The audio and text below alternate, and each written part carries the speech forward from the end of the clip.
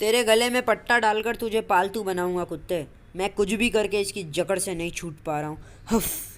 अब उस पहेली का मतलब मेरी समझ में आ रहा है। कुत्ता क्या जाने अदरक का स्वाद। और अगर मेरी समझ रही है सही है तो सिर्फ एक ही बार मुझे इसके पंजों से आज़ाद करा सकता है। दर्द से दोहरा हुआ प्रशिक्षक एक पल को चूक गया। उस जानवर के लिए वह एक ही पल काफ़ी था। प्रशिक्षक को यह एहसास दिलाने के लिए इस कुत्ते को पालतू नहीं बनाया जा सकता। कंट्रोल तबाह हो गया। हाइड्रोलिक प्रेशर बेकाबू होकर बढ़ रहा है। निकलो यहाँ से वरना सब चिम चिम। तुम में से कोई एक भी जिंदा बाहर निकल गया तो डोगा लानत से खुद को गोली मार लेगा। दूसरों की मौत का इंतज़ाम करने वाले उस कुत्ते की सूरत वाले के हाथों कुत्ते की मौत मारे गए। बंदूकों का लावा शांत हो गया पर डोगा के मस्तिष्क में ज्वालामुखी फूट रहे थे। उसके कांपते कदम उस निराल शरीर की तरफ बढ़ रहे थे जिसमें अब हल्की हरकत हो रही थी। ज्वालामुखी फूट चुका था और उस ताकत के पहाड़ के अंदर भरा दुनिया से मिले दर्द और तिरस्कार का अलावा उसके पिंजर को अंदर से ही गलाकर खोखला कर रहा था। उन कांपते कदमों में अब शक्ति नहीं थी। शायद इसलिए उसका सिर उन पैरों पर झुक गया जिन्हें किसी पुराने बरगद की गहरी जड़ों के सामान उसने कुछ देर पहले ही धरती से उखाड़ा था। तू अपने दुश्मन को जिंदा नहीं छोड़ता ना। गन क्यों गिरा दी? उठा इसे और लगा निशाना। जिस भगवान ने पाप के संहार के योग्य बनाया उसका संहार कैसे करूं, यह तो बता दो मेरे अदरक चाचा। हाँ, यह कुत्ता नहीं जानता अदरक का स्वाद। तो तू पहचान गया मुझे। तूने मेरी उस टांग पर वार किया जो तेरे कारण टूटी थी। तभी मुझे समझ जाना चाहिए था। डोगा जान चुका था कि यह वही बरगद है जिसने उसके लावारिस बचपन को मातृत्व की छांव और पिता सा संरक्षण दिया। मेरे खुदा, मेरे भगवान, मेरे चाचा, एक अपराधी, एक आतंकवादी के रूप में। उफ। मत बुला मुझे अपना चाचा। तूने सिर्फ मेरी टांग नहीं तोड़ी है लड़के, तूने गुरु शिष्य परंपरा मेरा विश्वास तोड़ा है। तू दुनिया का पहला कुत्ता है जिसके खून में उसके मालिक की वफादारी का नमक पानी हो गया है। नहीं चाचा, इन रगों से खून का एक एक कतरा निकाल कर देख लो। उसका खारापन मेरी वफादारी का सबूत देगा। मुझे तेरे खून का खारापन नहीं देखना लड़के। मेरी आंखों के सामने अब भी मेरे तीनों भाइयों की लाशों का मंजर है। उनके खून की तांबाई गंध अब भी इन नथुनों में बसी हुई है। तू उनकी मौत का जिम्मेदार है गुरुघाती।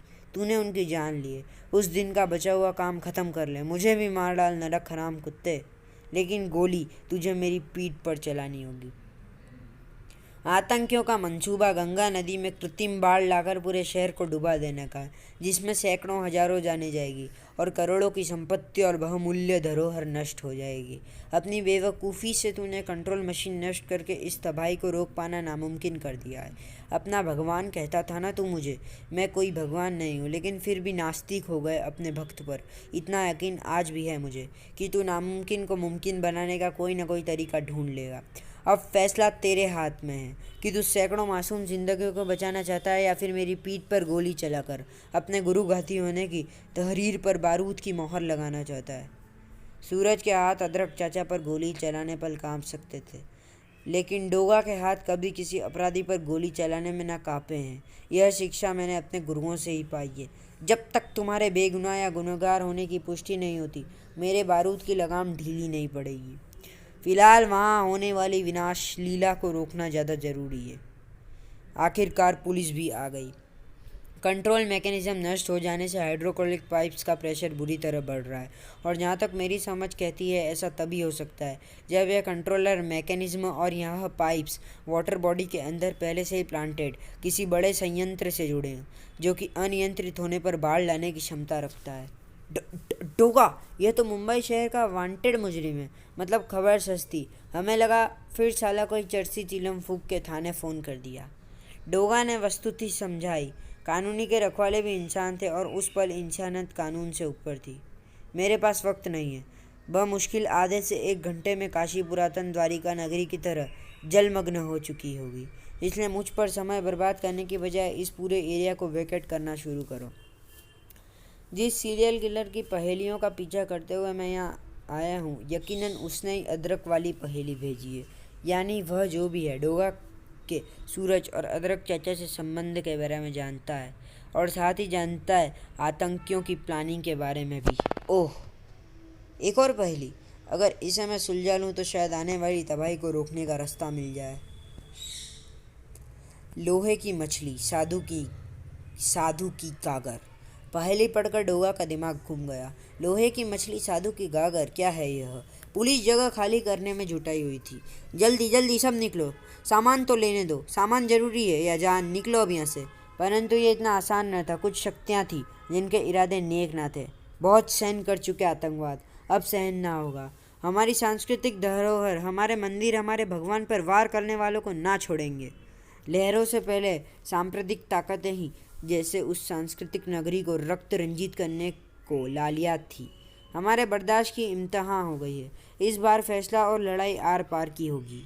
ऐसा लग रहा था महादेव भी अपनी नगरी की होने वाली दुर्दशा पर रदन कर रहे थे, जो सैलाब बनकर संहार करने बढ़ रही थी। नदी के पानी में एकाएक इतना प्रचंड तूफान कैसे उठ रहा है? हे भगवान, यह क्या हो रहा है? पर रुद्र का वह भक्त अपनी आंखों के सामने ऐसे कैसे होने देता, या फिर होने देता? इस सवाल का जवाब शायद नागमणि की छलकती आंखों और अधरों पर खोलती मुस्कान में छुपा था। मेरा बेटा, मेरा बेटा। प्रथम खंड समाप्त। कथा जारी रहेगी नाग पर्व क्रमशः।